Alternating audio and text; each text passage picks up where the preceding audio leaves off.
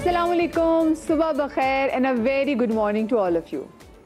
हमारे कल्चर में एक चीज़ को बहुत ही आसान तस्वुर किया जाता है, वो ये कि जब रिश्ता होने वाला होता है ना, तो लोगों की कोशिश होती है कि भाई जो दुल्हन आए या जो दुल्हन आए उनका ताल्लुक़ ख़ानदान से होना चाहिए। कभी कभी तो मैं देखती हूँ कि बहन भाइयों में आपस में जो मोहब्बत है वो उसको देखते हुए कि भाई हमारी ये मोहब्बत जो है ना, ये हमारे बच्चों के अंदर भी मुंतकिल हो, और बच्चों हम जितने अभी क्लोज है ना, ज़िंदगी भर में इतने क्लोज रहे, तो वो क्या करते हैं कि बचपन में ही अपने बच्चों के दरमियान रिश्ता तय कर देते हैं। अच्छा, कभी कभी लोगों को ये भी होता है कि भाई क्या गैरों में देखें और जाके ढूंढें, और फिर उनके बारे में पता कराना भी बड़ा मुश्किल होता है। तो लोग कहते हैं कि भी जो अपने सामने जो बच्चा पैदा हुआ है ना, या अपने सामने जो बच्ची पैदा हुई है, इसके बारे में तो हम सब जानते हैं, इसके ख़ानदान को भी हम जानते हैं, तो ये हमारे लिए सेफेस्ट ऑप्शन है। और कुछ ख़ानदान वो तो करते ही हैं कि वो अपने ही ख़ानदानों के अंदर शादी करते हैं, अपनी ही कास्ट के अंदर शादी करते हैं। वो कहते हैं नहीं भाई, हम ना गैरों से कोई लड़की लेकर आते हैं और ना कोई दामाद हमारा बाहर से आता है। चलें, मैं ख़ानदानों के अंदर होने वाली जो शादियां हैं, ये जो कज़न मैरिजेस जिनको हम कहते हैं, मैं इनके बिल्कुल ख़िलाफ़ नहीं हूँ। लेकिन एक चीज़ जो हम ऑब्ज़र्व करते आ रहे हैं मेडिकली, वो ये कि जब ख़ानदान में शादी होती है और जो स्पेसिफिकली कज़न मैरिजेस होती हैं, तो ऐसी बहुत सारी उनकी जिनियात में कोई ना कोई बीमारी होती है, जीन्स में कोई बीमारी चली आ रही होती है कि वो आके फिर हम देखते हैं कि आने वाली नस्ल में ट्रांसफ़र होती है, और बच्चों में कोई ना कोई मसला इस हवाले से होता है। मैं अगर खुल के कहूँ तो वेस्ट में, खैर अगर हम देखें तो वेस्ट में तो कल्चर ही नहीं है कज़न मैरिजेस का, और वहाँ पे कज़न मैरिजेस को इसलिए डिस्करेज भी किया जाता है। अगर दूसरे ममालिक की बात भी करें कि उनको होता है कि बच्चों में एबनॉर्मलिटी के चांसेस बढ़ जाते हैं इन केस अगर फैमिली के अंदर कोई पीछे हिस्ट्री में ऐसा कोई केस मौजूद हो। तो क्या ऐसा ही है, और क्यों हो रहा है मुसलसल ऐसा कि हम जब बार बार इस हवाले से अवेयरनेस के हवाले से बात भी कर रहे हैं, और अवेयरनेस किस पे कह रहे हैं कि भाई शादी से पहले एटलीस्ट ब्लड टेस्ट करवा लो। अब अगर यहाँ किसी को आप कह दें, सोचें, आप खुद सोचें, आपके ख़ानदान में कोई रिश्ता तय हुआ और आपने कह दिया जी लड़के वालों से कि जी प्लीज़ अपने बच्चे की ज़रा हमें ब्लड कल्चर रिपोर्ट तो ज़रा दिखा दीजिए, तो अगला कहेगा कि हैं इसे क्या लगता है कि हमारा बच्चा नशे ही है, हमारा बच्चा नशे करता है, हमारा बच्चा, उनका लो जी रिश्ता यहीं पर कैंसिल। अरे भाई, आपको पता है हमारे मुल्क में थैलेसीमिया के इतने केसेस भी क्यों बढ़ रहे हैं? क्योंकि अक्सर हमें पता ही नहीं होता कि लोग थैलेसीमिया माइनर होते हैं। एक थैलेसीमिया माइनर की शादी दूसरे थैलेसीमिया माइनर से हो जाती है, और जो फिर जिसका प्रोडक्ट एंड प्रोडक्ट होता है वो थैलेसीमिया मेजर बच्चा होता है। और थैलेसीमिया मेजर बच्चा आप पूरी दुनिया में देख लें, एक तो खैर पाकिस्तान में थैलेसीमिया के केसेस बहुत हैं, और जो थैलेसीमिया के बच्चे होते हैं ना, मैक्सिमम 25 साल की उम्र होती है। ज़िंदगी भर जब तक जीते हैं आपके खून के मोहताज होते हैं, इनकी बॉडी में एक आयरन लेवल जमा होता रहता है, उसको निकालना होता है। एक बड़ी पेनफुल लाइफ होती है इन बच्चों की। इनकी लाइफ कम पेनफुल हो सकती है, कैसे? अगर अपने ब्लड टेस्ट करवा लें, लेकिन ऐसा होता नहीं है। तो आज हम ऐसे ही कई पहलुओं के वाले से बात भी करेंगे। मेरे साथ मेरे सेलिब्रिटी गेस्ट भी मौजूद होंगे, मेरे साथ यहाँ पे मेडिकल डॉक्टर भी मौजूद होंगे, नफ्सियाती पहलू के हवाले से बात भी करेंगे। हमारे साथ मौजूद हैं परवीन अकबर, आप हमारे साथ मौजूद हैं डॉक्टर वजाहत, और डॉक्टर हमारे साथ डॉक्टर इरम खालिद जो कि गायनेकोलॉजिस्ट हैं, वो हमारे साथ मौजूद है, और साथ में सबा हाशमी मैच मेकर है जनाब, क्योंकि हमने सोचा कि नफ्सियाती पहलू के हवाले से बात भी करना ज़रूरी है, और साथ में ऑफकोर्स जो मेडिकल रीजंस हैं उन पे भी नज़रसानी करना ज़रूरी है। लोग क्यों भागते हैं जनाब कि हमने मैच मेकर्स के पास नहीं जाना, बस ख़ानदान में रिश्ता कर लेते, इसलिए मैच मेकर भी हैं। और ऑफकोर्स हमारी ओवरऑल सोसाइटी के वाले से बात करेंगे, क्योंकि ऑब्जर्वर बहुत अच्छी हैं। परवीन आप हमारे साथ हैं, अस्सलाम वालेकुम जी, खुशामदीद कहूँगी आप सबको। परवीन आप सबसे पहले तो आप मुझे बताएं, ये क्यों हमारी सोसाइटी में एक बड़ा कामयाब, मैं कहती हूँ कि ट्रेंड है कि जी क्यों बाहर देखना, ख़ानदान के अंदर ही जो है ना वो शादी कर लें? बस वो एक वो कहते हैं ना कि जी अपना है मारेगा भी तो साए में डालेगा, जहन में ये बात होती है। बिल्कुल हाँ। तो और फिर ख़ानदान में शादी करने से जो वालिदैन हैं, जैसे लड़की अगर मेरी है तो मैं अपने भाई के बेटे से शादी करूँ, क्योंकि देखा भला होता है, रिस्क नहीं होता कोई। भाभी को भी जानते हैं, भाई को भी जानते हैं, लड़के को भी जानते हैं, तो थोड़ा सा कंफर्ट लेवल जो होता है वो ज़्यादा होता है बनिस्बत बाहर शादी करने के। लेकिन बात यह है कि जो आपका मौजू है उसमें हमने लोगों को अवेयर नहीं किया है देखिए, पोलियो के बारे में डॉक्यूमेंट्रीज बनती हैं और शुगर के लिए, हाई ब्लड प्रेशर के लिए एक बाकायदा कैंपेन है जो होती है। लेकिन इस चीज़ के लिए आपने कभी कोई ऐसी कोई चीज़ देखी है जो आपको पता चले कि कज़न्स में शादी नहीं होनी चाहिए? तो अगर ये बात है और बच्चों पे बिल्कुल सही बात है, कज़न्स में शादी में बाज़ औक़ात मामला बच्चे के लिए गड़बड़ हो जाता है जो आने वाला होता है। क्योंकि आपके पास इतना सेंसिटिव टॉपिक देना, इस पर बात करते हुए हम सोचते हैं कि जी अगर हम बात करें, ये ना हो कि कोई एक पर्टिकुलर जो है वो ग्रुप उठ के फिर आप मुखालिफत करना शुरू कर दें, कि हम जो बात करें वो आने वाली नस्ल की लिए बात कर रहे हैं। तो उसमें ये भी है कि ज़रूरी नहीं है कि कज़न्स की शादी में ऐसे मसले मसाइल हों, किसी और फैमिली में भी शादी करने से ये मसले मसाइल हो जाते हैं। और ये सारी चीज़ें मैं तो समझती हूँ अल्लाह ताला की तरफ से होती है। ये तो अब हम ज़रा मॉडर्न दौर में आ गए हैं, मेडिकल चीज़ें हमें पता चली हैं। चीनी कहते हैं जहर है, हमारे बाप दादा ने इतनी चीनी खाई और हमने इतनी, तो हमें तो अल्हम्दुलिल्लाह अब तक तो कुछ नहीं हुआ, आगे क्या पता नहीं, अगर चीनी छोड़ दें तो शायद कुछ हो जाए। अच्छा, आप अपने बचपन से क्या ट्रेंड देखा है अपनी फैमिली में भी, कि अगर जब रिश्ते करें तो क्या घर के जो खानदान के लोगों को ज़्यादा फौकियत दी जाती जी जी, खानदान में मेरी वालदा 25 साल छोटी थी मेरे वालिद से, लेकिन करनी खानदान में, तो हम अल्हम्दुलिल्लाह बिल्कुल सही हाथ पैरों के साथ पैदा हुए, अल्लाह का बहुत करम है, शुक्र है।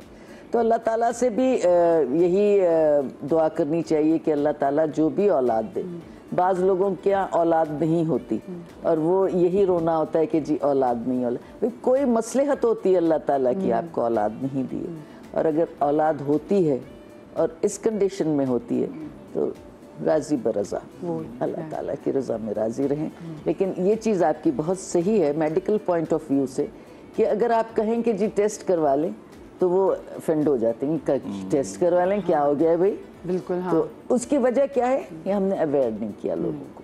अगर अवेयरनेस हो तो ये बात बहुत इजीली लोगों की समझ में आ जाती है, उनके अपने बच्चे के लिए भी अच्छा हो जाएगा। क्या पता कोई ऐसी चीज रिजल्ट में सामने आ जाए कि वो किसी हेल्थ प्रॉब्लम से सफर करेगा। तो देखें, जैसे आपने अब ये प्रोग्राम किया है और इस मौजू पे बहुत काबिल लोग बैठे हैं बात करने के लिए अलावा मेरे, तो लोगों को एक अवेयरनेस मिलती है। हाँ, तो उसके लिए ये कदम उठाना चाहिए कि जी जिस तरह हम पोलियो के लिए डॉक्यूमेंट्रीज बनाते हैं, लोग जाते हैं अवेयर करते हैं लोगों को, स्पेशली गांव देहात में, वहाँ तो ये बहुत सख्त है कि जी शादी तो अपनों में ही होगी, बाहर हो ही नहीं सकती, कत्लेआम हो जाता है। बहुत सारी जगहों पे वो देखे ना, बात ये भी होती है कि मसला जमीन का भी होता है कि आप अगर बाहर कर देंगे तो बच्ची के जहेज में जितनी जो जमीन है, जो बच्ची के नाम पे जमीन है, वही बात है, वो तो सारी बाहर चली जाएगी। हाँ, तो ये चीजें हमें ऐसी टीम्स बनानी चाहिए जो उनको बहुत सहल तरीके में जाके समझाएं, और फिर मैं समझती हूँ कि समझ में आ जानी चाहिए। अल्लाह करे आ जाए। पोलियो पे हमने कितनी कैंपेन की, इसके बावजूद अभी फिर पोलियो के नए केसेस निकल आए हैं। देखिए ना, नहीं ज्यादातर हमने पोलियो के बारे में जी, मुझे इस बात पे हैरत है, कल मैं खुद अपनी टीम को लेके गया था बल्दिया टाउन, और वहाँ पे हम लोगों ने लोगों में जब अवेयरनेस के लिए बांटना शुरू किया तो लोग कहते हैं हमारे घर में बच्चे नहीं हैं, और हमें पता है कि वहाँ पे 2-2 बच्चे हैं, अंदर बच्चे के रोने की आवाज़ आ रही होगी, रोने की आवाज़ आ रही, कहते हैं बच्चे नहीं है, और जब थोड़ा सा उनको बैठो तो कहते हैं नहीं, इससे हमारे बच्चे ख़राब हो जाएंगे। और इतनी हैरत है कि एक टाइम पे 2-3 रह गए थे और अब दोबारा 74 हो गए, अभी न्यू डेटा है, और इतना परेशान। मैं वही बात हम लोग शो स्टार्ट होने से पहले भी कह रहे थे कि भाई इथोपिया जैसे मुल्क ने भी ना पोलियो से फाइट कर ली है, लेकिन वो ऐसे मुल्क अफगानिस्तान और पाकिस्तान, मतलब जहाँ पे निशान लगा हुआ है कि दुनिया भर में कहाँ पे पोलियो है जी, ये 2 ममालिक है जहाँ पर polio, which is sometime very shameful, क्योंकि हुकूमत इतने एग्रेसिव इस पे काम कर रही है।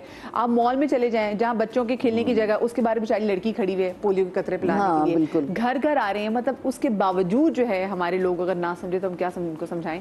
लेकिन मैं ज़रा जो कज़न मैरिजेस के वाले से हम बात करें, और फिर उसके बाद हम देखते हैं कि बहुत सारी जो फैमिली में जो पुरानी डिजीज़ चली आ रही होती हैं और उसके समहाउ वो कहीं ना कहीं बच्चे में आके रोनुमा शुरू होने लग जाती हैं। डॉक्टर साहब, आपने इसके कितने केसेस और चांसेस देखे हैं?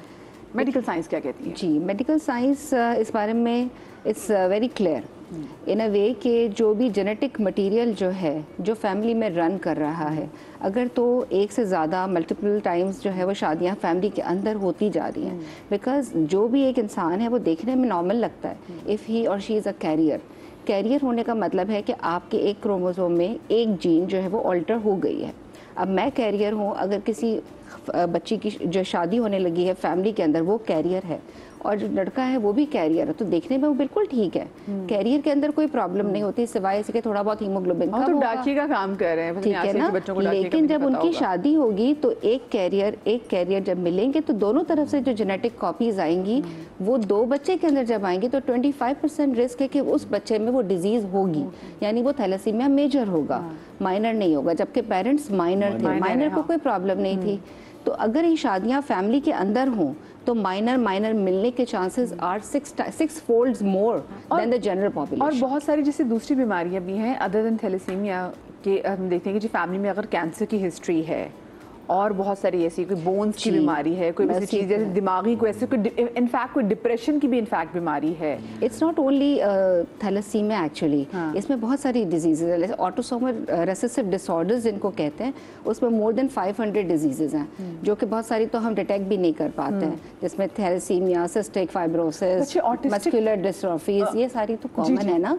इसके अलावा स्ट्रक्चरल जैसे cleft lip, cleft palate, congenital heart disease, renal disease. And important thing is कि बच्चे का IQ, इम्यूनिटी डिफेंस मैकेनिज्म, ये सारे भी ख़राब होते हैं। प्लस आपको सुन के हैरत होगी कि पैदाइश के बाद बच्चों में जो डेथ रेट है, infantile death rate is also very high in multiple family के जो शादी के बाद होता है। इसके अलावा आप अगर देखें, it's not only the genetic diseases, also अगर कोई अलग से जैसे डायबिटीज़, हाइपरटेंशन, PCO, ये सब जो फैमिली में रन कर रहा है, ये भी ट्रांसमिट होता है आगे, तो ये भी रिस्क मतलब जायदाद हो ना हो, बड़े बुजुर्गों के पास, बड़े बुजुर्गों ने हमें अपनी बीमारियां अल्हम्दुलिल्लाह सारी दी है सब शुगर वगैरह मुझे हमें विरासत में हमें भी मिली। तो ये जब फैमिली में, हाँ मैं भी अपने अब्बू से कहती हूँ, मैंने कहा और मेरे कुछ मिले ना मिले, ब्लड प्रेशर शुगर तो कंफर्म मिलनी है ना हमें। हम being in Pakistan we are like number 2 in global countries, कि हम नंबर 2 पे हैं, वी आर प्री डायबिटिक। तो बहरहाल मैं कहना ये बताना ही चाहती हूँ कि शादी फैमिली में करना मना नहीं है, लेकिन पसंदीदा भी नहीं है, इसलिए कि इसमें रिस्क बहुत हाई है और आपके अपने बच्चे के लिए रिस्क बहुत ज़्यादा है, किसी और की बात नहीं हो रही है, आपके अपने बच्चे की बात हो रही है। डॉक्टर साहब, कतई कलामी माफ, अगर बाहर भी शादी करते हैं, फैमिली से बाहर शादी होती है जी, तो वहाँ भी वो टेस्ट ज़रूरी है, क्योंकि ये कोई ज़रूरी नहीं है कि अगर कजन्स में शादी हुई है तो ऐसा कोई केस आ सकता है। देखिए, कजन्स में शादी होने से वही मैंने कहा ना कि 6 टाइम्स चांस ज़्यादा है एज़ कम्पेयर टू बाहर शादी होने के। अब देखिए, एक कैरियर फैमिली में है, 2 कैरियर फैमिली में होना तो ज़्यादा मुमकिनात में से है ना, बजाय से कि एक कैरियर यहाँ से होगा और एक दूर दराज शादी हो रही है, वहाँ पे कितना रिस्क होगा, क्या वहाँ से भी आपको कैरियर मिल जाए, है ना। तो chances are quite less as compare to being in family only, तो उसमें रिस्क बहुत बढ़ जाता है। अगर होना ही है शादी, किसी फैमिली में होता है कि जी बाहर करनी ही नहीं है, तो फिर आपकी वाली बात है कि अवेयरनेस होनी चाहिए कि जी शादी से पहले जेनेटिक काउंसलिंग ज़रूरी है, आपकी प्री टेस्टिंग हो जानी चाहिए, जिसको खुशी से तस्लीम करना चाहिए कि ठीक है, ठीक होगा तो कर लें शादी, कोई मना नहीं है, बट उसमें genetic counselling matters a lot, because बहुत सारी ऐसी प्रॉब्लम्स हैं जो प्री जेनेटिक या प्री मैरिटल जेनेटिक टेस्टिंग से भी नहीं पिक हो सकते। तो या तो ऐसी कंडीशन हो जहाँ पे शादी हो रही है, वहाँ जेनेटिक काउंसलर से ज़रूर मिलें, अपने टेस्टिंग कराएं, या अगर शादी हो चुकी है और अभी प्रेगनेंसी है, अच्छी बात की ना कि जेनेटिक काउंसलर से मिले। यहाँ पे लोग वैसे मतलब जो उससे लोगों को सिर्फ ये होता है कि हमने कपड़े क्या पहनने हैं, हमारा इवेंट कहाँ पर होना है, किसने हमारा सारा इवेंट कवर करना है, बाकी हमने शादी के बाद जाना कहाँ है, लेकिन अपनी हेल्थ में कि हम क्या अपने साथ लेके चीज़ घूम रहे हैं हमें है ही नहीं ना। मुझे आप बताएं, लोग कितना कंफर्टेबल फील करते हैं, क्योंकि आप तो मैच मेकर भी हैं, कि जी ख़ानदान में रिश्ता कर दें तो ज़्यादा बेहतर होगा। अच्छा, कुछ कास्ट ऐसी हैं आज भी, वहाँ पे अगर कोई एजुकेटेड फैमिली है, वो बाहर अदर कास्ट में करना चाहती है, तो उनके बच्चे बच्चियों के लिए प्रपोजल मिलना इतना मुश्किल हो जाता है, बहुत डिफ़िकल्ट हो जाता है। जैसे लाइक सिंधी कास्ट है, पश्तो कास्ट है, इनके बच्चे बच्चियों के अगर वो चाहते भी हैं तो बहुत मुश्किल से इसलिए मिलते हैं क्योंकि ज़्यादातर ये कास्ट नहीं, बिरादरी है। मतलब कास्ट तो अगर हम बोलते हैं जैसे सादात हैं, सैयद हैं, वो कास्ट हैं, जैसे वो आराई कास्ट वाला, इनको हमारे उसमें तो है ना, हमारी जब प्रोफाइल कल्चर में इसमें ना, अब वो यही है कि वो खाला के यहाँ ही होगी, मामू के यहाँ होगी, चाचू के यहाँ होगी। अब अगर उनमें से किसी को अवेयरनेस है भी और वो अदर कास्ट में, अदर साइट पे करना चाहते हैं कि हम किसी और बरादरी में कर लें, तो उनके लिए प्रपोजल मिलना बहुत मुश्किल हो जाते हैं। इसलिए क्योंकि वो लोग बाहर जाना ही नहीं चाहते, उन्हें ऐसा लगता है कि किसी आउटसाइडर के पास जाएंगे, पता नहीं वो लड़के में कितनी खराबियां होंगी। जबकि यकीन माने कुछ केसेस हमारे पास अभी ऐसे आए कि एक महीने में इन 1 मंथ बच्ची की डिवोर्स हो गई, ताया के घर गई थी, चाचा के घर गई थी। यानी ये वही रिश्ते हैं जिन पे आंख बंद करके लोग भरोसा करते हैं कि यहाँ दे दो, और हमारे पास आई हैं इसी मंथ ऐसे आए कि चाचा के घर, ताया के घर, खाला के घर। वो खाला शादी के बाद खाला नहीं रहती, वो सास ही बनती है। तो ये चीज़ लोग नहीं समझ रहे हैं कि आप अपना समझ के दे रहे हो, आप ये देखो कि अच्छे लोग होने चाहिए। इन चीज़ों को लोग नहीं, ये मेडिकली हवाले से आपा बिल्कुल सही कह रही थी, अवेयरनेस देना बहुत ज़रूरी है। लोगों को ये चीज़ समझ नहीं आती। एक हमारे पास केस ऐसा भी आया था, दोनों फर्स्ट कज़न थे, दोनों की लव मैरिज थी, दोनों बहुत ज़्यादा पसंद करते थे एक दूसरे को। अब वो कुछ अरसे बाद 1 साल 2 साल गुजरे, औलाद नहीं हो रही थी। क्या प्रॉब्लम है, क्या प्रॉब्लम है, क्यों नहीं हो रही? अब जब टेस्ट करवाए गए तो डॉक्टर ने कहा कि इनकी शादी कहीं और करवा दें, इनकी शादी कहीं और करवा दें, ये भी बिल्कुल सेट हैं, ये भी सेट है, इनकी औलाद शायद ही हो। अब कुछ सेल्स का इश्यूज थे, क्या इश्यूज थे? ऐसी कोई चीज़ हो सकती है? देखिए, ये तो गारंटी से कहना तो कभी भी मुमकिन नहीं होता कि कहीं और शादी होगी तो बच्चा हो जाएगा। It's not necessary. लेकिन अनटिल अनलेस कि they have diagnose some kind of genetic things कि जी ये जैसे हीमोफीलिया है कि अगर फीमेल से बच्चे मेल बच्चे में जाएगा तो वो 100% हीमोफिलिक होगा, उसमें कैरियर का कोई चांस नहीं है, वो होगा ही होगा। तो अगर इस तरह की चीज़ है तो एक अलग चीज़ है, अदरवाइज हमेशा तो खैर नहीं कह सकते। हाँ, ऐसी कुछ चीज़ है कि तो उनको डॉक्टर ने ये सजेस्ट किया कि इनकी औलाद, और अगर बाई चांस हो भी गई तो इनकी औलाद एबनॉर्मल ही होगी। अब ये पता नहीं कि किस टेस्ट की बेस पे उन्होंने ये किया। यहाँ तक था कि दोनों बहुत रो रहे थे, लेकिन फैमिली ने मजबूरन कि पूरी ज़िंदगी बगैर औलाद के गुजारेंगे तो बेहतर है कि इनकी डिवोर्स करवा दी जाए। अल्लाह, लेकिन ये मैं इसको बिल्कुल इस बारे सपोर्ट नहीं करूँगी। औलाद होना ना होना वो मेरे परवरदिगार के हाथ में है। अल्लाह मेरे दे के भी, हमें औलाद दे के भी आजमाया है और बहुत से लोगों को ना दे के भी आजमाया है, लेकिन डिवोर्स इज नॉट द, मैं ये तकलीफ दे चीज़ थी और मैं तो खैर इसको आई वुड कंडेम इट। मुझे छोटी सी ब्रेक की तरफ जाना है। एग्जैक्टली, व्हाट्स द गारंटी कि आपने आगे जाएंगे तो आपकी औलाद हो जाएगी। So that was really painful for the couple. मुझे छोटी सी ब्रेक लेनी थी। ब्रेक के बाद हाजिर होते हैं थोड़े नफ्सियाती पहलुओं के हवाले से बात की, व्हाट एश्योरिटी और क्या आपको पीस ऑफ माइंड होता है, क्या आपको सुकून मिलता है कि नहीं, हाँ, और आपको लगता है हाँ बस ख़ानदान में हो गया, हमारी बच्ची है, बच्चा सेफ है। ब्रेक के बाद बात करेंगे।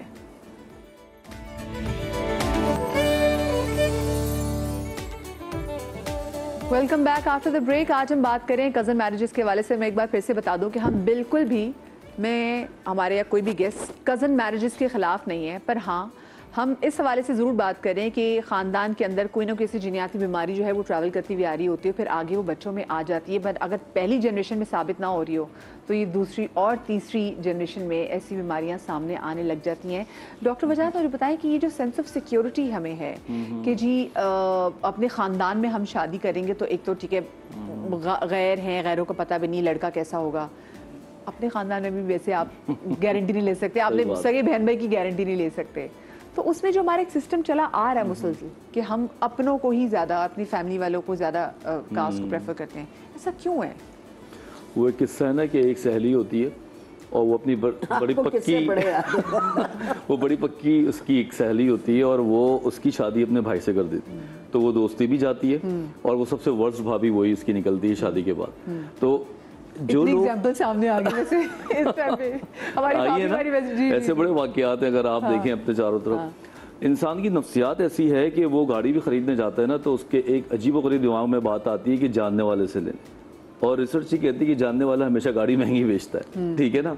तो बेहतर यही होती है कि आप ऐसे शख्स के पास जाएं जो कि या तो इसका काम करता हो या तो फिर आप एक चांस लें अपनी अकल और फहम के साथ कोई नई जगह पे जाके काम करें। लेकिन जितने जानने वाले लोग होते हैं वो ज़्यादातर आपके बारे में बहुत कुछ जानते हैं, तो वो उन चीज़ों को मद्देनज़र रखे कोई इतना अच्छा सौदा नहीं करते हमेशा। ये कभी कभी हमारा एक जहनी एक डिनाइल है, मैं ये बोलूँगा डिनाइल होता है कि नहीं जानने वाले से लेंगे। इसी तरह अगर हम शादी करते हैं, आई डोंट नो वाई, लेकिन हमेशा से सबसे पहले ये बात आती है कि जानने वालों में करते हैं, करीबी लोगों में देखते हैं। हाँ, करीबी लोगों के घर में थोड़ी रहते हैं हम जाके। अच्छा, और इसके अलावा जैसे मैं बताया ना कि बहन भाइयों को आपस में होता है, हमारी मोहब्बत और जो है ना वो बढ़ेगी और पुख्ता हो जाएगी। बच्चे छोटे छोटे होते हैं, बच्चे अपना जो पैम्पर नहीं उस वक्त बात तय हो जाती है, उस वक्त उनकी बात तय कर देते हैं। हाँ जी बिल्कुल ऐसा होता है। बच्चा पैदा होता है तो कहता है लो जी नदीम थी दुल्हन आ गई। हाँ ऐसे भी मैंने केसेस देखे, वो बच्ची गोद में पैम्पर में, वो कहता है ये तो फरीद की दुल्हन है, वहाँ पे रिश्ता तय हो जाता है। अब वो दुल्हा के चक्कर में वो उनकी अपनी जो अना है, जो उन लोगों की अपनी जबान दी हुई चीज है, उस चक्कर में बच्चे जो है ना वो जिंदगी भर जलीलो ख्वार होते हैं। और इस तरह बहुत होता है, ये सिर्फ ये छोटे इलाकों में नहीं होता, इंग्लैंड में भी बहुत है। वहाँ ब्रैडफोर्ड या ओल्डहम ऐसे कई सिटीज हैं जहाँ पे हमारी देसी कम्युनिटी जैसी, देसी कम्युनिटीज की बात हम देखें, अगर हम क्रिश्चियनिटी में भी देखें और अपने देश में देखें तो वो नहीं मानते, वो कहते हैं हमारे बहन भाई, वो नहीं, सही बात है। तो एक तो ये बात है, सोशली इतना ज़्यादा अच्छा आइडिया नहीं है कि आप इतने करीबी लोगों में करें। जिस तरह हम कहते हैं कि दो मर्द अच्छी दोस्त हों, कारोबार करते हैं तो दोस्ती ख़राब हो जाती है, इसी तरह दो बहनें रिश्ता जोड़ते हैं तो वो रिश्ता ख़राब होने के चांसेस ज़्यादा होते हैं। तो बेहतर ये है कि आप इससे थोड़ा सा आगे निकलें। दूसरी बात ये कि बायोलॉजिकल अगर एस्पेक्ट से बात करें, जेनेटिक बात करें, तो एज अ डॉक्टर तो हम इसमें बहुत सख्ती से मना करते हैं, क्योंकि अगर किसी चीज़ में किसी में एक जीन हो छोटी और अगर वो दूसरी जीन के साथ कनेक्ट ना हो तो वो इनएक्टिव फॉर्म में ज़िंदगी गुजार सकता है। लेकिन अगर वो दूसरे के साथ जुड़ जाए, वो दोनों मेजर बन जाते हैं, तो वहाँ पे बीमारी के जो असरात हैं वो बड़ा प्रिडिक्टेबल हो जाते हैं। कैसे कैसे मुझे बताएं कि नफ्सियाती बीमारियां भी, क्योंकि देखिए जनरेशन दर जनरेशन ट्रॉमा भी तो ट्रैवल करता है ना, तो वैसे ऑफ कोर्स बच्चों में तो फिर ऐसा अगर कोई नानी या किसी फैमिली में कोई डिप्रेशन का मरीज हो, ठीक है, फिर आगे से उन्हीं की औलादों में से आके दो बच्चों की भी अगर दो शादी हो जाए, तो आप मुझे बताएं कि वो उनकी लाइफ कितनी मिजरेबल हो सकती है, फिर आगे जो बच्चे की लाइफ है वो सफ़र करती है। बिल्कुल। सबसे पहले तो मूड डिसऑर्डर्स इनमें बहुत होता है। हर वक्त जो है ना, आप देखिए कि एक बच्चा आता है डिप्रेशन का पेशेंट है, आप उनकी माँ को भी देखते हैं वैसे ही है, और वो हिस्ट्री देते देते हमें अंदाज़ा हो जाता है। फिर हम पीछे पूछते हैं तो बताते हैं कि हमारी नानी में, हमारे दादा में भी ऐसा था। जब दोनों ही एक ही फैमिली से आए हुए होते हैं तो फिर तो बड़ा क्लियर हिस्ट्री मिलती है, जिसको कहते हैं पास्ट हिस्ट्री। पास्ट हिस्ट्री में इतनी क्लियर पिक्चर आ रही होती है कि हमें लगता है अब जब इतनी स्ट्रॉन्ग हिस्ट्री किसी पेशेंट की आती है ना, तो उसको दवाइयों से ठीक करना भी उतना मुश्किल होता है, थेरेपी करना भी मुश्किल होता है। तो हम हमेशा कहते हैं कि भाई आप लोगों को लगता था कि आप दोनों की साइड से दोनों के डिप्रेशन है, तो आप लोगों ने क्यों शादी की? तो वो उस वक्त उतनी अकल होती नहीं। अच्छा, वैसे ब्लड टेस्ट हो सकता है, तो यहाँ पे फिर कौन सा टेस्ट हो सकता है दोनों की नफ्सियाती हेल्थ को देखने के लिए? देखो, स्क्रीनिंग टेस्ट तो हमारे भी होते हैं ना, आप जाके एक बार बैठ के बात कर लें। अब जिस तरह हम लोग शादी के प्री मैरिटल काउंसलिंग करने लगे और उसके अंदर हम लोगों को बता देते हैं कि अगर आप दोनों के अंदर ये दोनों चीजें मिक्स हुए, जैसे कि एंजाइटी बड़े कॉमन है, दोनों साइड पे बाकायदा निकल आती है। अब अगर लड़का भी एंजाइटी का शिकार है और लड़की भी एंजाइटी का शिकार है, तो सोचो वो बच्चा जो है वो तो वहशत में पैदा होगा। वाकई। हाँ जी, और वो हर वक्त घबराहट, चीखना, चिल्लाना, फिर पैनिक डिसऑर्डर जैसी बीमारियां, हार्ट बीट का बढ़ जाना। और ये मैंने इतना देखा है ना, जब मैं कहता हूँ कि आज ग्रुप काउंसलिंग होगी या फैमिली काउंसलिंग होगी, तो पता चलता है सारे का आवा ही जो है ना वो एक जैसा है।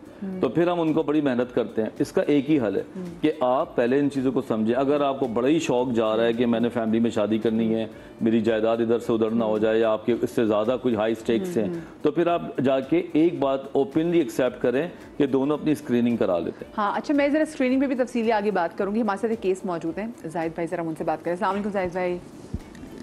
जी अस्सलाम वालेकुम। वालेकुम सलाम। जाहिद भाई कैसे हैं आप? ठीक हैं? बिल्कुल ठीक ठाक अल्हम्दुलिल्लाह। जाहिद भाई, आप मुझे बताएं, आपकी फैमिली में आपके पेरेंट्स की आपस में क्या कहते हैं, एक ही खानदान में शादी थी, कज़न मैरिज है आपके? मेरी कज़न मैरिज है। अच्छा, आपकी बीवी से आपकी कज़न मैरिज है? जी जी जी। अच्छा, ठीक है। और आपके माँ बाप की? मैं आपको थोड़ा सा बताता चलूँ कि जैसे डॉक्टर साहब ने कहा कि हमारे यहाँ बच्चों में ही जो है ना, तो बचपन में रिश्ता तय कर देते हैं। तो हमारे यहाँ जो फैमिली में है, तो मेरी वालदा भतीजी को बहुत तरजीह देते हैं कि हमारी भतीजी घर में आए, तो दूसरी को तरजीह नहीं देते। तो हमारे ख़ानदान में टोटली ये चल रहा था कि बस भतीजी एक मतलब स्टेप बाय स्टेप भतीजी ये चलती आ रही है। तो मेरी वालदा मेरे रिश्ते के लिए बाहर काफ़ी गई, तो लोग उन्हें इस बात का ताना देते थे कि भाई आप अपने भाइयों के पास क्यों नहीं जाती। तो मेरी वालदा को पता था कि अगर मैंने ये रिश्ता किया तो कज़न मैरिज में आगे जाके मेरे बेटे को प्रॉब्लम होगी, इनके बच्चों में कहीं माजूरी ना आ जाए। तो इस तरह फिर मेरी शादी हुई। तो जब बाहर से मुझे रिश्ता नहीं मिला, मेरी वालदा ने बहुत कोशिश की, तो रिश्ता नहीं मिला। तो फिर मेरी वालदा अपने भाइयों के पास गई, तो उनसे रिश्ता किया। वो मेरी मामों की बेटी हैं, तो उन्होंने मेरे एक्सेप्ट किया। मुझे सबसे बड़ी बात तो ये है कि उसके लिए ये बहुत मतलब कि दाद की बात है कि अल्लाह ताला उसे सलामत रखे कि मेरे जैसे इंसान को उन्होंने सेलेक्ट किया। बहुत सारी ऐसी शादियाँ माशाल्लाह कामयाब हैं। अब हम लोग एक छोटा सा नुक्ता तो देख लेते हैं कि लड़का माजूर है, ये अल्लाह ताला की तरफ से होता है। लेकिन मुझे- ढेर सारी खूबियां भी उनमें होती हैं, बिल्कुल वो हम ऐसा लोग ही जो है। है इग्नोर कर देते हैं। जाहिद भाई मुझे बताएं, ये जो आपको प्रॉब्लम है ये पोलियो की वजह से है या किस वजह से है? ये पोलियो की वजह से। ये आपको पोलियो की वजह से है। हाँ देखिए, ये मैं तो फिर आप जाहिद भाई आप यहाँ मेरे पास हैं, एक तो आप यहाँ पे आप लोगों को जरूर बोलें कि बच्चों को पोलियो की खतरे, और आजकल तो टीमें इतनी वो हैं तो नहीं, ये तो मैं माशाल्लाह आपने ये जो कज़न मैरिज पे प्रोग्राम किया, मैं चाह रहा था कि इस पे बात हो, और ये आपने बहुत अच्छा प्रोग्राम किया, और डॉक्टर साहब ने बहुत अच्छा माशाल्लाह जो है एक्सप्लेन किया और बताया। और सुनने वालों को ये समझना चाहिए कि हमारे पंजाब साइड में हमारे जो मज़ाफ़ाती एरिया उसमें ज़्यादातर कज़न मैरिज बहुत हो रही हैं, लेकिन नहीं करनी चाहिए। बाद में मेरी तरह वो पछताएंगे। अब मेरी बेटी है 10 साल की, उसमें माजूरी ज़ाहिर हो गई है, और 2 बेटे हैं मेरे माशाल्लाह, वो बिल्कुल ठीक है। और डॉक्टरों ने बताया था कि नेक्स्ट आगे बच्चों में तुम्हारे माजूरी आएगी, तो बेटी में वो माजूरी आ गई। अब मैं उसका इलाज करवा रहा हूँ और मैं बहुत परेशान हूँ, और यहाँ पर मैं आवाम को ये पैगाम देना चाहता हूँ कि प्लीज़ कज़न मैरिज ना करें। अब वो लोग ये सोचते हैं। अच्छा, आपकी बेटी में क्या माजूरी आ रही है, आप ये बताना पसंद करेंगे? मतलब क्या है कि बॉडी वाइज कोई प्रॉब्लम बच्ची को है या जहनी वाइज बच्ची को प्रॉब्लम? नहीं मैडम, हाथों और पाँव में माजूरी है। हाथों पाँव में हाँ, माजूरी? मेरे भी हाथों और पाँव में है, और माशाल्लाह पढ़ा आपने लिखा वैसे हूँ। अपनी आपने बच्ची को वैसे पोलियो की खतरे बार आप लोगों जी ने पिलाया बिल्कुल था बिल्कुल सबको? बिल्कुल, हाँ, उसके उसमें तो हम बाद फिर कोताही कर ही नहीं सकते। और ये मैं पैगाम अपनी आवाम को भी दूंगा कि अपने 5 साल से कम उम्र के बच्चों को 2 बूंद पोलियो के कतरे ज़रूर पिलाएं, ताकि आपका बच्चा सेहतमंद और तवाना रहे Exactly. और आने वाली दौड़ में वो कामयाब हाँ हो। कामयाब। मुझे और आपकी बेटी में माजूरी कितने अरसे के बाद पता चलने लगी? ये 5 साल के बाद। 5 साल के बाद? हाँ, 5 साल माशाल्लाह जब वो पैदा हुई थी बेहतरीन थी, बिल्कुल ठीक थी। डॉक्टरों ने क्लियर कर दिया था कि फिर आस्ता आस्ता आस्ता आस्ता उसमें वो बीमारी जो है शो होना शुरू हो गई। तो आगा खान में मेरा भी इलाज चल रहा बेटी का, तो इंशाल्लाह ताला इलाज जो है हो सकता है। आपकी अच्छा, आपकी फैमिली में कभी किसी को ऐसी प्रॉब्लम थी? नहीं, हमारी फैमिली में किसी को नहीं आपकी फैमिली में किसी को नहीं थी, लेकिन जो कज़न मैरिज में इसके बाद हुआ। अच्छा, आप मुझे बताइएगा, डॉक्टर साहब आप भी यहाँ पर मौजूद हैं। इन्होंने कहा कि डॉक्टर्स ने उनको बताया था कि बच्चों में ऐसी चीज़ हो सकती है। कितना पेनफुल होता है ये कपल के लिए जब आप कपल को बताएं कि आपके पैदा होने वाले बच्चे में कोई प्रॉब्लम हो सकती है, या फिर अभी इफ़ यू आर प्रेग्नेंट और आपके फीटस में कोई, ऑफ कोर्स इतने डिफरेंट किस्म के स्कैन्स होते हैं, तो वो एक कपल के लिए कितना तकलीफ होता है कि उसको अबॉर्ट करना, ठीक है, उसको टर्मिनेट करना। मैं इस पर आपसे जवाब लूँगी, लेकिन ब्रेक आ गई है तो मैं नहीं चाहती मैं आपको फिर कट करूँ जब आप इसका जवाब दें। तो मैं छोटी सी ब्रेक ले रही हूँ जनाब, ब्रेक के बाद दोबारा हाजिर होते, कहीं मत जाइएगा।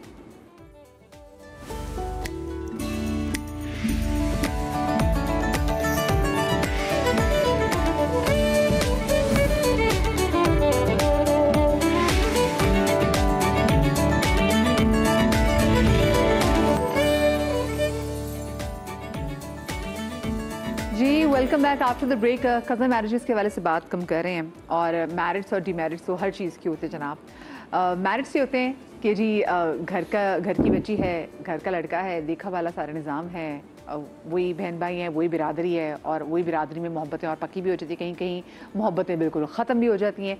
लेकिन जो उसके नुकसानात हैं, जिसमें हम देखते हैं कि बच्चों के हवाले से बच्चों में जो एबनॉर्मलिटी आ जाती है, इन केस अगर आपकी फैमिली में कोई ऐसी बीमारी चली आ रही हो, चाहे वो शुगर हो, चाहे वो डायबिटीज़ हो, वो डिप्रेशन हो, वो नफ्सियाती कोई बीमारी हो, वो नस्ल दर नस्ल कहीं ना कहीं फिर वो नज़र आना शुरू हो जाती है। और फिर एक टाइम ऐसा आता है जब कपल कंसीव करता है, और जब वो डॉक्टर्स के पास जाते हैं, अपना स्कैन कराते हैं, और जब डॉक्टर्स बताते हैं कि आपके बच्चे में कोई, अगर ये बच्चा पैदा होता है तो किसी एबनॉर्मलिटी के साथ पैदा होगा, तो उसके साथ, क्योंकि देखिए अब तो आप ये भी बता सकते हैं कि बच्चा डाउन सिंड्रोम होगा कि नहीं होगा, बच्चे में किसी किस्म की अगर प्रॉब्लम होगा, बच्चा ऑटिस्टिक होगा, वो भी पता चल जाता है।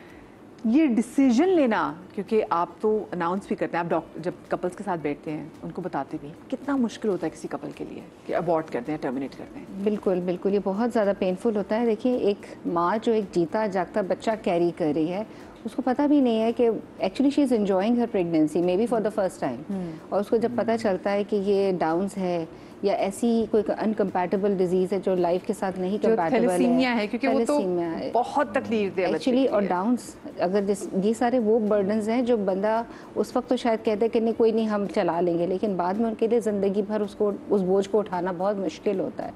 तो जब हम उनको समझाते हैं, हम पे ब्रेक करते हैं बात, तो it's terrible, it's very painful for them. और अगर फिर वो ज़ाहिर है एक मुद्दत होती है कि 24 वीक से पहले अगर इस तरह होता है और वो डिसीजन लेते हैं टर्मिनेशन का, it's not at all easy. जीता जागता बच्चा, एक डेड बेबी होता है ना, उसको डिलीवर करना या उसका प्रोसेस जो होता है वो फिर भी एक्सेप्टेबल होता है, अब वो माँ दवा ले रही है, ड्रिप चल रही है, दवाइयाँ चल रही है, बच्चा हरकत कर रहा है। आप सोचिए वो कितना पेनफुल है उस माँ के लिए कि ये बच्चा अब डिलीवर हो जाए। तो it's really heartbreaking for everyone, for doctors, for staff, for baby, for mother. कितने % जो कपल्स हैं, अगर आप उनको बता दें कि आपके बच्चे में कोई एबनॉर्मलिटी है, तो वो बच्चे वो ऑप्ट करते हैं टर्मिनेट करना, और कितने % जो कपल्स हैं वो रखते हैं? बहुत कम रखते हैं। ज़्यादातर अगर वो 24 वीक से कम होते हैं तो दे डू ऑप्ट, इसलिए कि फिर जब वो देखते हैं अपने आसपास कैसी जब लाइबिलिटीज़ बन जाती हैं उस बच्चे का वो नहीं उठा सकते। देखें बहुत दफ़ा ऐसा होता है कि हमारे पास ऐसे बच्चे भी आते हैं, तो बहुत स्ट्रॉन्ग वर्ड मुझे लग रहा है। हाँ। इसलिए बहुत रूड वर्ड है मैं कहूँगी, बिकॉज आप खुद देखें कि माँ बाप ये सोचते हैं कि जब तक मैं ज़िंदा हूँ मैं देख लूँगी, जब हम नहीं होंगे तो हमारे बच्चे को कौन देखेगा। उनके ऊपर ये फियर सबसे ज़्यादा होता है। और अभी रिसेंटली मेरे पास एक बच्ची को लेकर आए थे, she was just 13-14 years old. उनको सारा वक्त ये खौफ है what happen to her when I am not there, वो मेंसेस हैंडल नहीं कर सकती है, वो प्रेग्नेंट हो गई तो क्या होगा। अल्लाह अल्लाह। तो you know these are the fears, child with special needs. Yes, and they are thinking actually for कि हिस्टेरेक्टमी करा दे इस बच्ची की, हम बाद में क्या करेगी ये, है ना। So these are the fears. माँ बाप औलाद का गम नहीं देख सकते, औलाद माँ बाप का देख लेती है, लेकिन माँ बाप नहीं देख सकते। तो जब वो टर्मिनेशन का जो प्रोसेस होता है वो बहुत पेनफुल होता है, वो यहाँ ख़त्म नहीं हो जाता।